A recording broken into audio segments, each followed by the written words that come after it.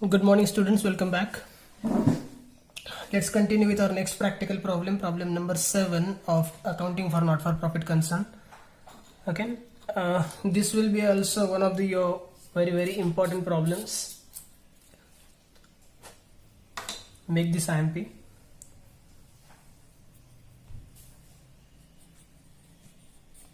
Okay, and let's discuss. Following is the accounting information of Juhu Sports Club, Juhu. Balance sheet is given as on 1st April 2018 and receipt and payment account is given as on 31st March 2019. Okay, now you know how we solve the problem. Let's discuss again. जितनी भी liability side है वो सारी की सारी हम transfer करते हैं लाइबिलिटी में, एसेट साइड हम ट्रांसफर करते हैं एसेट में. ठीक है, यहाँ पे अगर कुछ आउटस्टैंडिंग वगैरह दिया है तो वहां पे जब हम लिखेंगे आउटस्टैंडिंग सब्सक्रिप्शन, बस ब्रैकेट में हम लिखेंगे प्रीवियस ईयर PY. ओके, जिससे कि वो डिफरेंशिएट हो जाएगा कि प्रीवियस ईयर का कौन सा है और करंट ईयर का कौन सा है. Fine. Next, receipt means what? Money received. आपको जो पैसा मिला है उसको हम बोलते हैं रिसिट. तो ये सारी की सारी हमारी जो साइड है वो इनकम में जाएगी. इसमें कुछ मतलब नॉट नेसेसरी कि सब कुछ इनकम में जाएगा. ओके, बट ये इनकम में जाती है. Payment means money paid, that means expenses. तो ये साइड आपकी एक्सपेंडिचर में जाएगी. और रिसीट और पेमेंट में आपकी कुछ एसेट्स एंड लाइबिलिटीज भी हो सकते हैं. ठीक है, तो हमें बस एसेट्स एंड लाइबिलिटीज को आइडेंटिफाई करना है और बाकी बचे हुए सारे आइटम्स जो है वो आपके इनकम या फिर एक्सपेंसेस रहेंगे. Alright, so let's discuss one by one. One more thing, इसमें से जो कुछ भी आइटम हम ट्रांसफर करते हैं तो ट्रांसफरिंग के लिए हमारा हमेशा एक इफेक्ट ही रहता है, सिंगल इफेक्ट. तो कोई भी एक अमाउंट अगर आप यहां से उठा के कहीं पे लिखने वाले हो ना तो बस एक ही इफेक्ट जाएगा उसका. ऑलराइट, बट अगर कुछ एडजस्टमेंट में गिवन है, मतलब यहाँ पे अगर कुछ एडजस्टमेंट में दिया है तो उसके डबल इफेक्ट्स रहेंगे कंपल्सरीली. और अगर यहाँ पे भी कुछ हिडन एडजस्टमेंट है, ठीक है, मतलब ब्रैकेट में कुछ बोला है और वो एडजस्टमेंट बन जाती है तो इसके भी आपके लिए रहेंगे डबल इफेक्ट्स. ओके, तो एडजस्टमेंट्स अगर रहेंगी तो दो इफेक्ट्स देते हैं हम, और अगर एडजस्टमेंट नहीं होगी, पोस्टिंग रहेगी, तो सिंगल इफेक्ट रहता है. Okay, so let's discuss one by one. Capital fund liability है आपके लिए. Bank overdraft. नाउ सी, यहां पे आपको हमेशा देखने को मिलता है कैश इन हैंड और cash at bank. Okay, but not necessary कि हमेशा आपको जो कैश इन हैंड है, ऑलराइट, कैश इन हैंड तो जो है वो हमेशा आपका एसेट में ही रहेगा.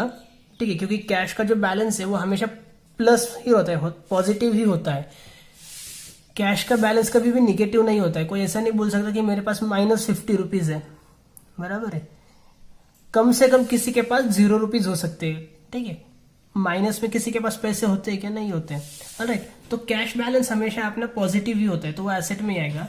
बट बैंक बैलेंस आपका निगेटिव में भी जा सकता है, जिसको हम बैंक ओवरड्राफ्ट बोलते हैं. ठीक है, तो यहाँ पे कैश इन हैंड और कैश एट बैंक दोनों आ सकते हैं. कभी कभी ऐसा भी हो सकता है कि यहाँ पे कैश एट बैंक नहीं आएगा, आपको लाइबिलिटी में बैंक ओवरड्राफ्ट देखने को मिल जाएगा. ठीक है, तो bank overdraft is nothing but negative bank balance. Okay, तो ये कैश एट बैंक ही है. तो बैंक ओवरड्राफ्ट हमें नहीं लेना है कहीं पे भी, इसको हम कट कर देंगे. जैसे हम कैश एट बैंक को कट कर देते हैं वैसे बैंक ओवरड्राफ्ट को भी हम कट कर देंगे. ठीक है, नेक्स्ट है प्राइज फंड.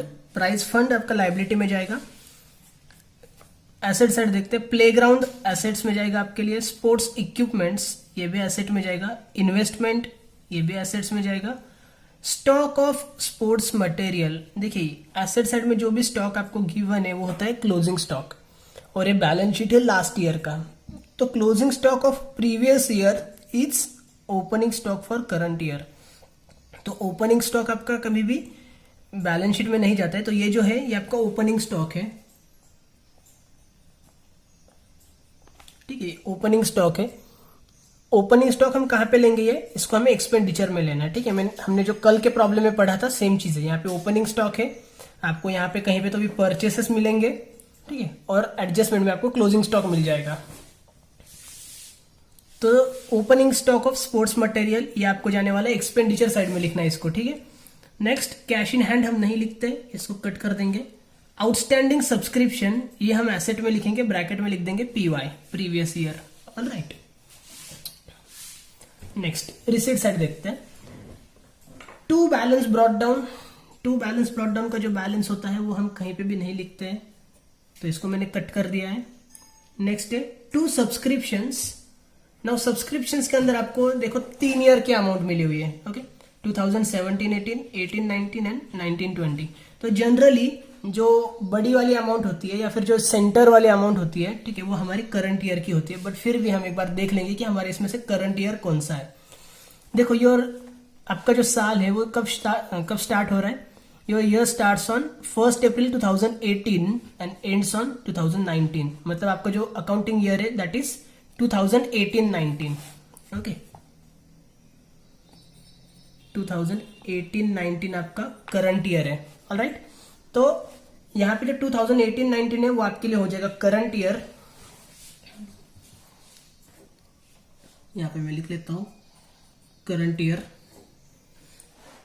फाइन, तो अगर 18-19 आपका करंट ईयर है तो 17-18 क्या होगा, प्रीवियस ईयर, और 19-20 क्या रहेगा, नेक्स्ट ईयर। ओके, तो मैंने PY CY NY यहाँ पे लिख लिया है, मतलब current year, previous year and next year. Okay, तो देखते हैं अभी कि इसके इफेक्ट्स क्या रहेंगे।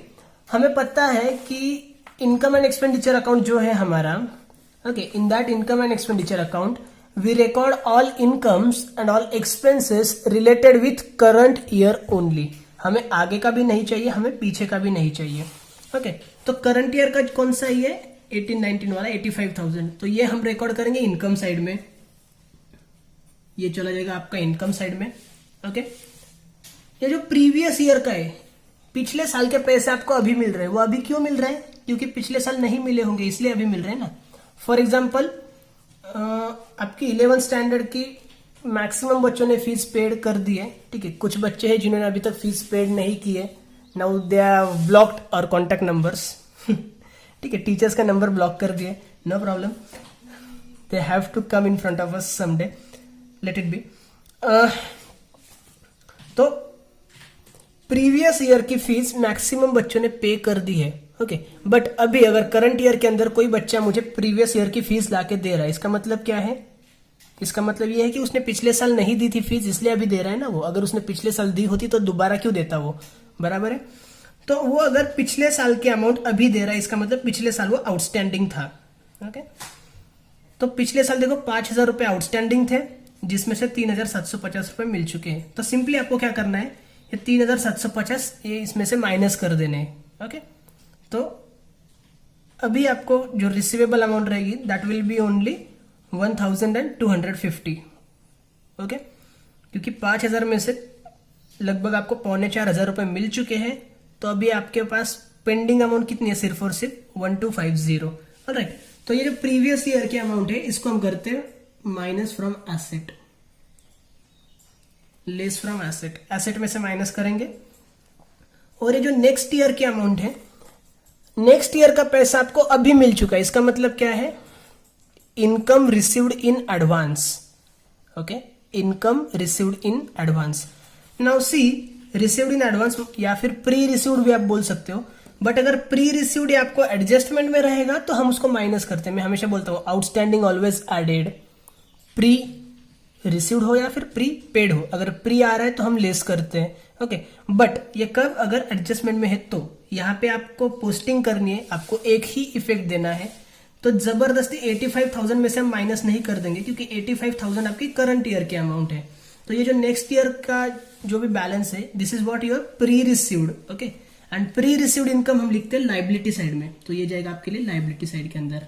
राइट, देखो ये सब्सक्रिप्शन और 3 सालों की अमाउंट आपको डेफिनेटली आएगी, ठीक है। इस टाइप के प्रॉब्लम्स आपके एग्जाम में बट आते ही आते हैं, एग्जामिनर का ये फेवरेट क्वेश्चन है। Okay, so do it clearly. इसको हम थोड़ा सा काम करते हैं, यहाँ पे टॉप में लिख के रख देते हैं। ऑलराइट,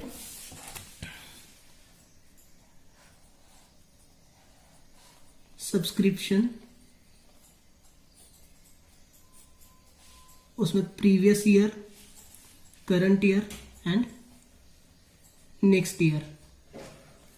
अगर ये तीनों अमाउंट्स आपको मिलते हैं तो आप क्या करोगे, प्रीवियस ईयर की अमाउंट आप क्या करोगे, minus from asset side. Okay, current year की अमाउंट, करंट ईयर का है तो कुछ सोचना नहीं है, रेगुलर इनकम में लिखते हैं वैसे इनकम में लिख देंगे। एंड नेक्स्ट ईयर की है मतलब received in advance. Okay, received in advance कहां लिखते हैं हम, लाइबिलिटी। ओके, लाइबिलिटी में आपको लिखना है। फाइन, ब्रैकेट में हम यहां पे लिख लेते, चाहिए तो pre received. Fine, I hope अब ये ध्यान में रहेगा। Okay, let's move forward to donation for prize fund. Donation तो भाई आपके लिए जाता है इनकम साइड में, बट अगर पर्पज आपको गिवन है डोनेशन फॉर, ये फॉर आ जाता है ना अगर, ठीक है, फॉर या फॉर के आगे कुछ लग के आ जाता है तो फिर आपका डोनेशन जाएगा लाइबिलिटी साइड में। ओके, एंट्रांस फीस इनकम हो जाएगी आपकी, सन्ड्री इनकम ये भी इनकम हो जाएगी। Let's see next, payment side में बैंक ओवरड्राफ्ट, ब्रैकेट में बोला है रीपेड।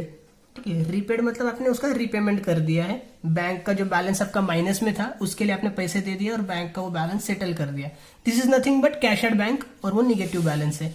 ठीक है, तो यहां से वो भी हमने कट कर दिया। देखो कैश इन हैंड यहां से कट हो गया, यहां से कट हो गया, कैश एट बैंक यहां पे नहीं है बट यहां पे है, तो यहां से कट हो गया और यहां से कट हो गया। ठीक है, तो 4 बैलेंसेस आपके जो हमेशा कट होते हैं, 2 जगह से कैश इन हैंड और 2 जगह से कैश एट बैंक, ये दोनों कट हो चुके हैं।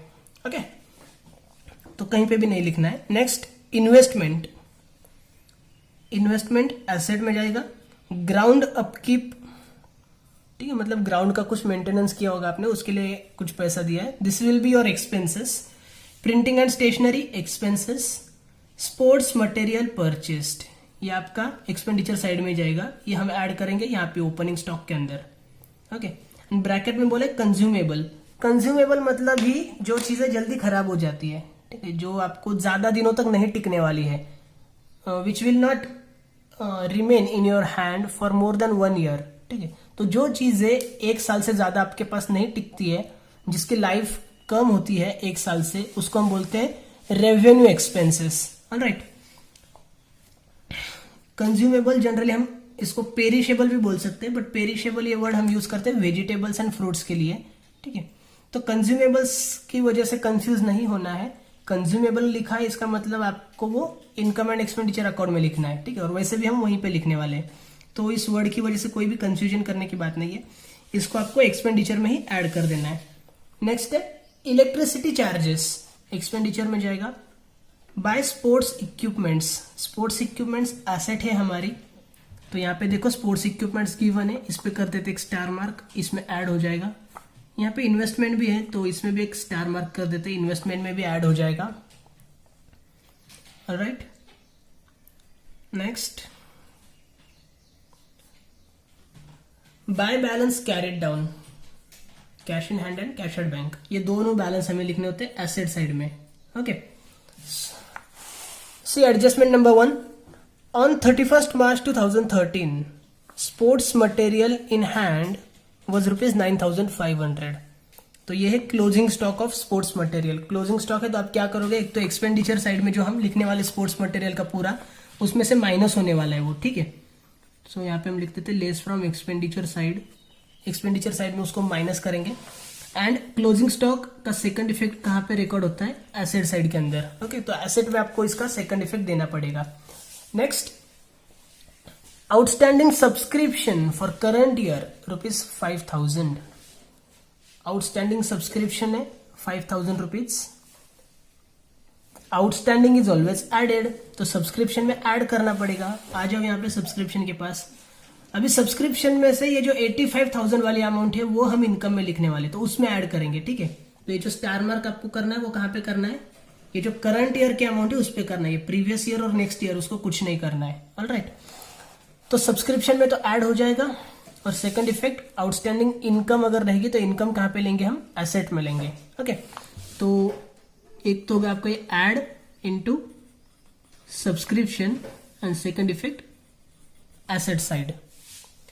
एंड नंबर 3 है entire amount of entrance fees is to be capitalised.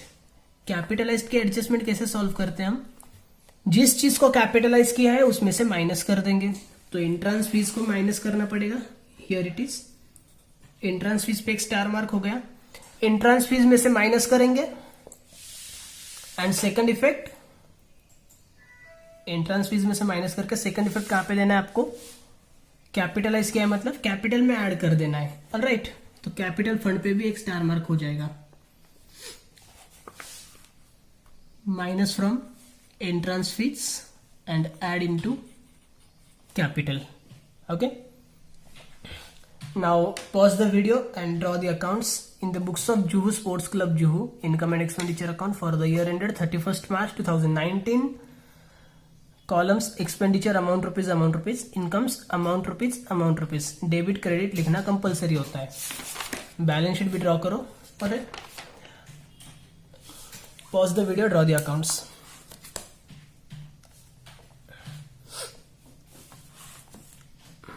Okay, हो चुका होगा draw. Let's continue with solving, take one by one. See, capital fund आपको लिखना है लाइबिलिटीज में। Right, so come to liability side and take down here capital fund.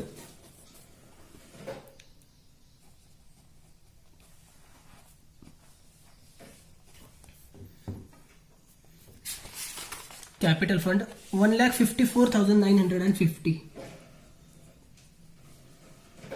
1,54,950। Bank overdraft नहीं लिखते हम, कट कर दे। देखिए, प्राइस फंड लाइबिलिटी में जाएगा 60,000। कैपिटल फंड पे एक एडजस्टमेंट है तो 3 लाइन छोड़ देते हम। एक एडजस्टमेंट है उसकी 1 लाइन, और सरप्लस डेफिसिट के लिए 1 लाइन, मतलब टोटल 3 लाइन हमें छोड़नी है। Next, price fund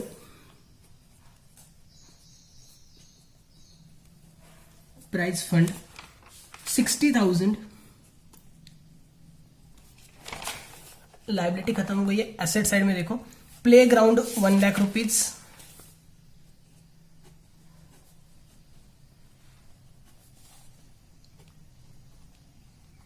play ground 1 lakh rupees. Sports equipments 65,000, sports equipments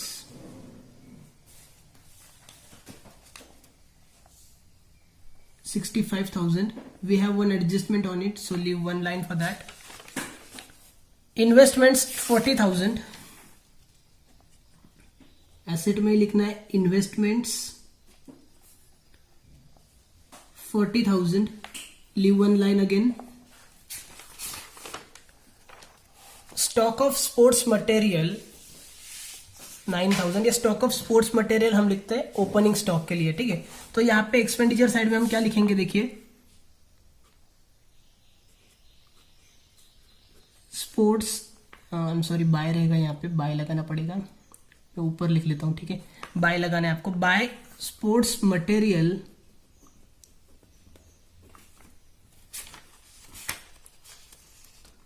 consumed, sports materials consumed during the year, sports materials consumed during the year। Last problem में हमने लिखा था drugs consumed during the year. ठीक है, तो ये ड्रग्स हो सकता है, स्पोर्ट्स मटेरियल हो सकता है, मेडिसिन हो सकता है।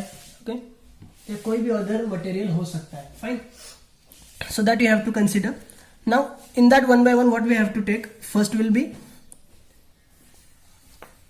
your opening stock. In that we add purchases.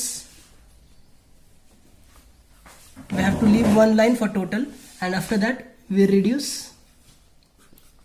closing stock. Okay, that is your whole sequence in which you have to solve. Now see, opening stock is given over here. Stock of sports material 9,000. So 9,000 we will record here, 9,000. Okay, let's move forward. Cash in hand, cash in hand हमें consider कहीं पे भी नहीं करना, मैंने cut करके रखा है, देख सकते हैं आप। Next, outstanding subscription. Outstanding subscription is given in assets, so we will record this in asset side only. So let's come to asset side. Take over here outstanding subscriptions.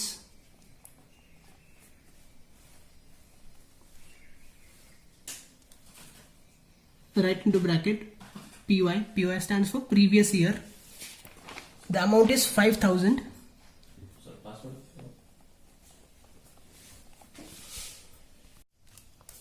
Okay, this 5,000 we have taken.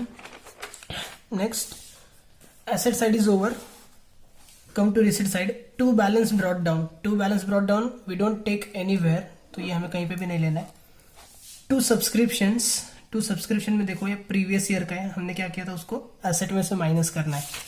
तो यहाँ पे asset side में हमने जो subscription लिख के रखा है यहाँ पे हम करेंगे लेस.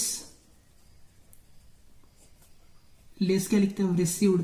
बराबर है, क्योंकि आउटस्टैंडिंग था और अभी आउटस्टैंडिंग नहीं है, मतलब हमें वो अमाउंट मिल चुकी है. Less received 3,750.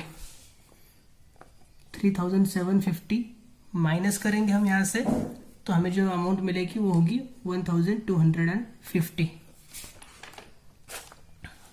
नेक्स्ट है करंट ईयर वाला, ये 18-19, वो हमें लिखना है इनकम है. और हमेशा ध्यान में रखो कि जनरली जो करंट ईयर की अमाउंट होती है वो सेंटर में ही होती है, और करंट ईयर की अमाउंट हमेशा सबसे बड़ी अमाउंट रहती है. Okay, so 85,000 this will go in your income side. यहाँ पे आपको लिखना है बाय, सॉरी यहाँ पे बाय नहीं, यहाँ पे टू आना चाहिए था.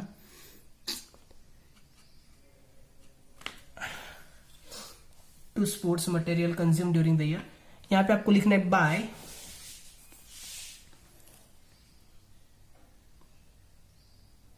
subscriptions by subscriptions 85,000. 85,000. We have one adjustment on it, so we need only one line for adjustment. Leave one line, make arrow.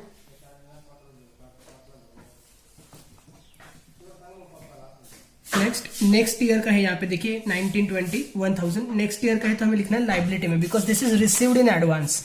Okay, तो जो रिसीव्ड इन एडवांस होता है वो लाइबिलिटी साइड में जाता है. यहाँ पे हमें लिखेंगे, यहाँ पे हम लिखेंगे pre received subscriptions. Pre received subscriptions, how much it is? 1,000 rupees. 1,000 we will write down in outer column. Okay, next donation for prize fund. Donations अगर रहता तो इनकम साइड में आ जाता, बट फॉर लग के अगर कुछ आगे आ जाता है, मतलब कुछ रीजन दे दिया है डोनेशन के साथ साथ, तो फिर वो जाएगा आपके लाइबिलिटी में. ओके, सो लाइबिलिटी में आपको यहाँ पे लिखना है donations for prize fund.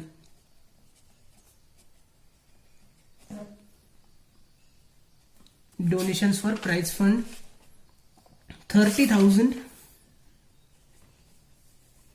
30,030. Next entrance fees. Entrance fees आपको लिखना है इनकम साइड में. यहाँ पे हम लिखेंगे by entrance fees.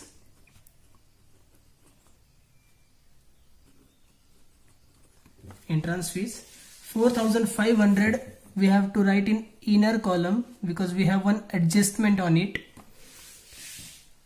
Sundry income 2,000. Sundry income भी लिखना है हमें इनकम साइड में by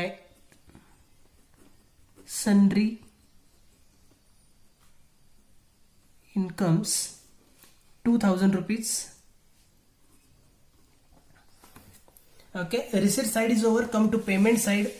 See, bank overdraft is given.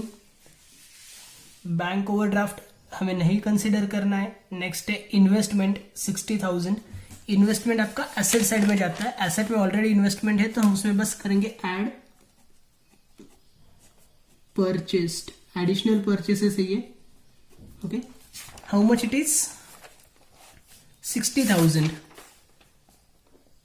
We will add 60,000 in that. Total you will get 1 lakh rupees in outer column. नेक्स्ट ग्राउंड अपकीप 5,500.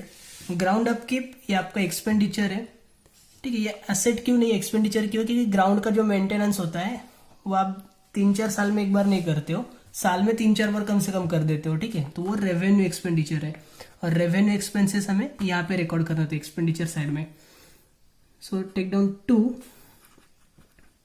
ग्राउंड upkeep 5,500. Printing and stationery, to printing and stationery,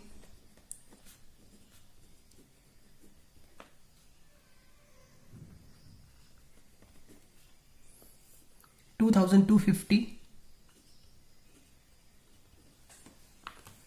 sports material purchased, sports material purchased है तो जो sports material ऊपर हम calculate करें to sports materials consumed during the year, उसके अंदर ये परचेसेस के सामने हमें लिखना है 15,250,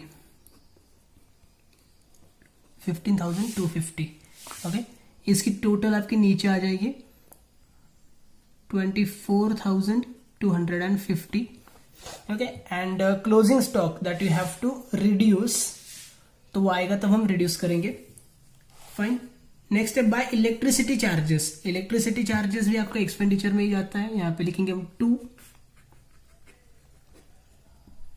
electricity charges 1,850.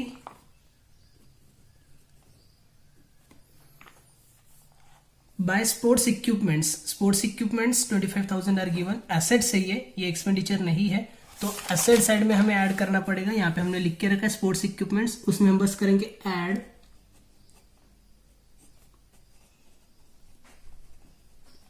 Purchased, add purchased. कितना हो जाएगा वो देखो, 25,000 we have to add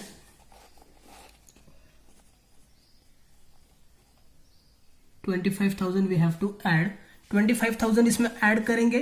total आपका कितना हो जाएगा आउटर में देखिए 65 प्लस 25,000 मीन्स 70, 80, 90,000. 90,000 आपका आउटर में चला गया है. Next by balance carried down. इसके अंदर है कैश इन हैंड और cash at bank. This both will go in asset side. So take down here cash in hand, cash at bank, and see the amounts. Cash in hand is 1,850 and 10,500. Okay, 1,850 and 10,500. So this is all about postings. Postings हमारे हो चुके हैं. Now see the adjustments. Number 1, on 31st March 2013 sports materials in hand was rupees 9,500. ये closing stock है, यहां से हमें minus करना है वो 9,500. 9,500 इसमें से माइनस करेंगे.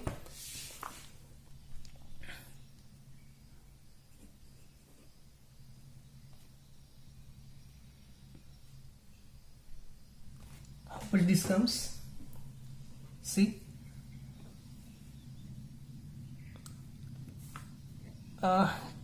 24,250 में से 9,500 माइनस करना है. अगर 10,000 माइनस करते हैं तो हो जाएगा 14,250. सो 14,750 comes your answer. Let me check it once again. Correct है 14,750. ओके, सेकंड इफेक्ट आपको इसका देना है एसेट साइड के अंदर. यहां पे आप क्या लिखोगे, क्लोजिंग स्टॉक हमेशा लास्ट में लिखते हैं, इसके थोड़ा नीचे लिखा है मैंने closing stock of,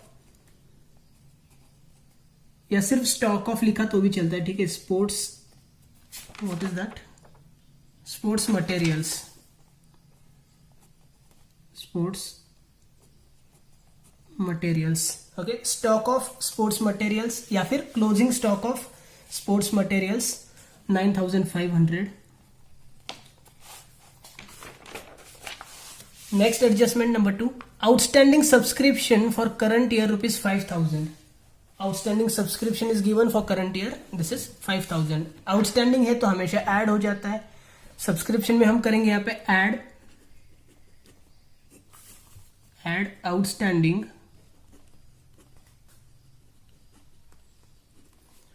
5,000 rupees add करके 90,000 आपका आउटर में आ जाएगा।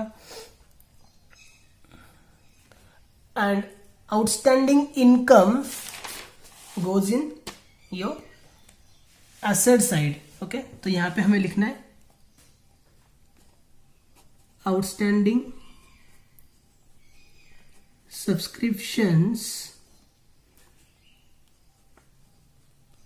5,000।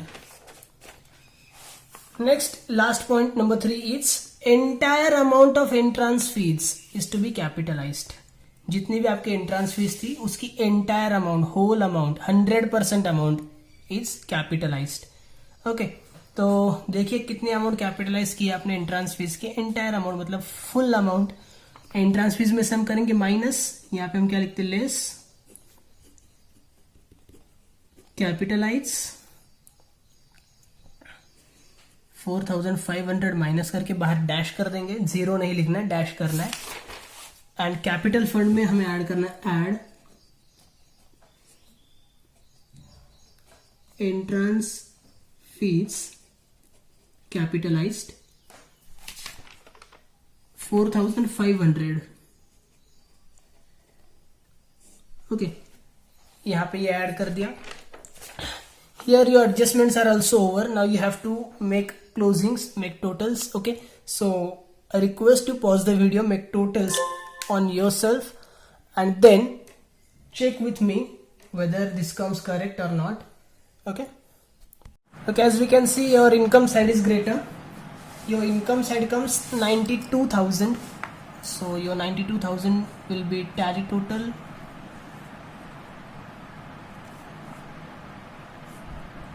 दोनों साइड में हम लिखेंगे 92,000। Here we have to write total into bracket rupees, total into bracket rupees. Okay, your debit side comes 24,350। अगर उसको माइनस करेंगे तो आपको जो डिफरेंस मिलने वाला है दैट विल बी 67,650। 67,650। इसको हमें नाम देना है यहाँ पे to surplus into bracket balancing figure. Okay, and नीचे ब्रैकेट में लिखना क्या है, excess of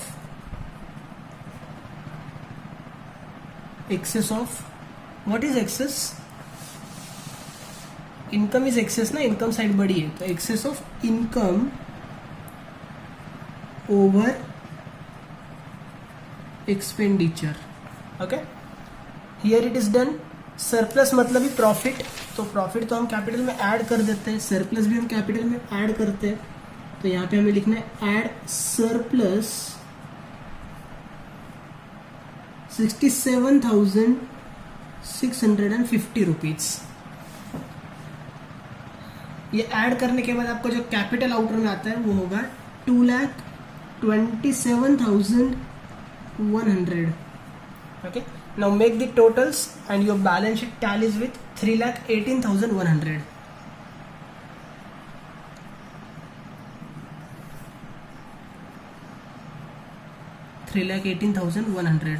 Okay, here you need to write total rupees, okay। I hope this is clear to you and see guys, her problem में कुछ ना कुछ नई चीजें आपको देखने को मिल रही है। ओके, इस प्रॉब्लम में क्या था, एक तो ये sports material consumed, last problem में हमने ये पढ़ा था, बट सब्सक्रिप्शंस वाला ये जो पॉइंट है ये आपके लिए इंपॉर्टेंट है, तो ध्यान में रखो। प्रीवियस ईयर का होगा तो प्रीवियस ईयर के एसेट्स यहाँ पे है, उसमें से माइनस करेंगे। करंट ईयर का रेगुलर इनकम में जैसे लेते हैं वैसे ले लेंगे, और नेक्स्ट ईयर का है मतलब रिसीव्ड इन एडवांस, तो वो लायबिलिटी में जाएगा। ठीक है, I hope this is clear. Again, if you have any queries, doubts, difficulties, contact me. I'll definitely sort it out. Thank you so much.